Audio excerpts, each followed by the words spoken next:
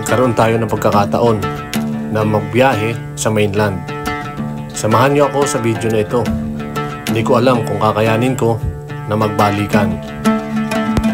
At nagkaroon na nga ng pagkakataon na dati lang ay gusto kong gawin ito.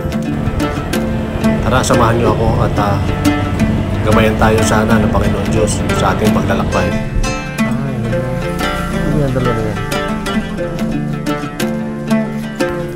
Dumaan muna tayo sa PCG para magpa-clear ng motor dahil ito ay protocol ng mga motorista na tatawid sa mainland. Kanila may buko, mura.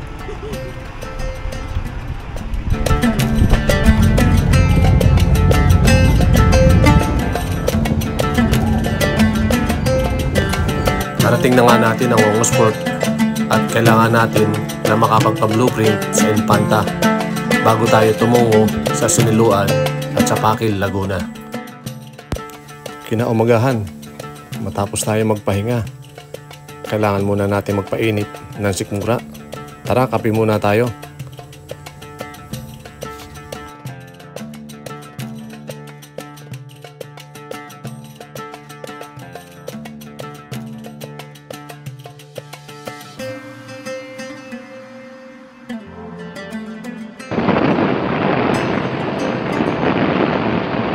Parang ito yung mga issue ngayon na yung katay sa highway. Lumalabas na issue ngayon sa TV. Katay. Milyon-milyon na pundong ginastos.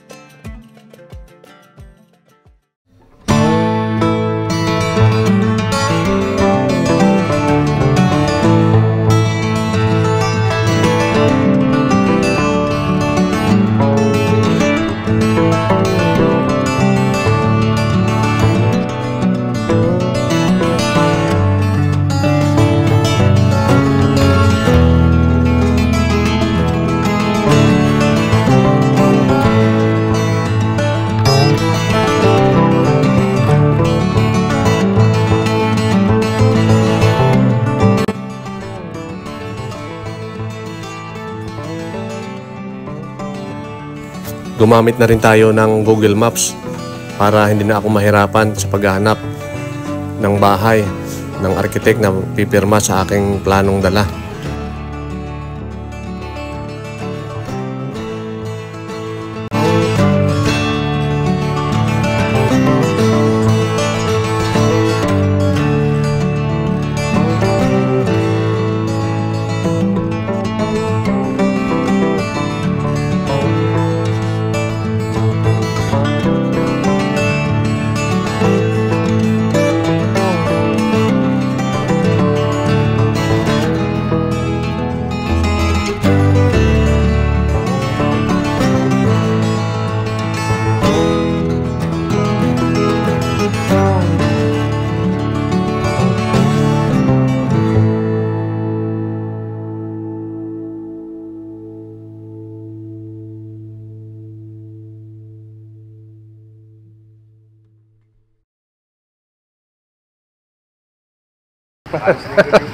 Linggo-linggo. Ano, nakamotor lang din?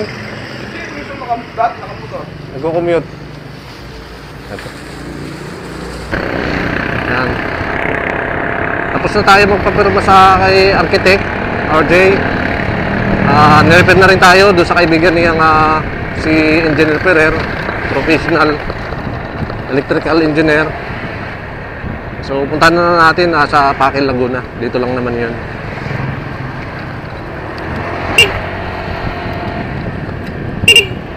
Ingat-ingat tayo. Ayan. Arito na tayo sa labas ng Siniluan. At ang ganda ng kalsada. Open na open. Ganda naman ng panahon. Maulap lang. Ulang-ulan po naman sana. At yun ang kalaban natin.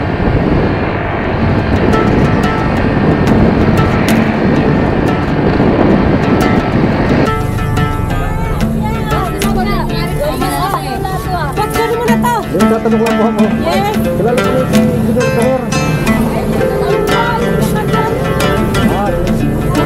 May pangalan mo po dyan. Salamat po. Tapos kung magpapirma dito, ay sinadya ko na rin ang Liceo Tipakil o isang lumang simbahan na panahon pa ng mga Kastila. Hahanap muna tayo dito ng parking para kunan natin ng drone shot.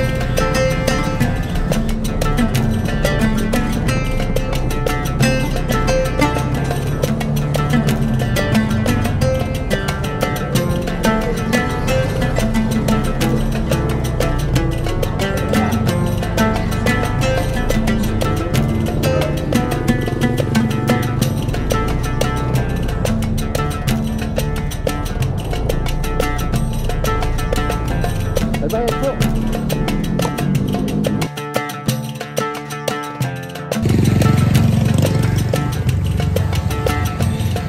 Pakil Laguna.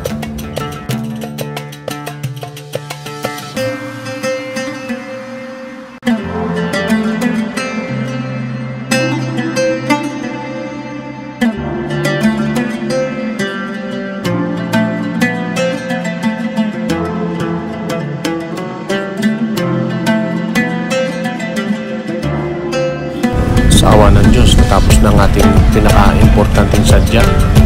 Nakaramdam na ako ng gutom at dito na ako inabot sa Milagrosa na kilalang kilala ng mga taga-Isla.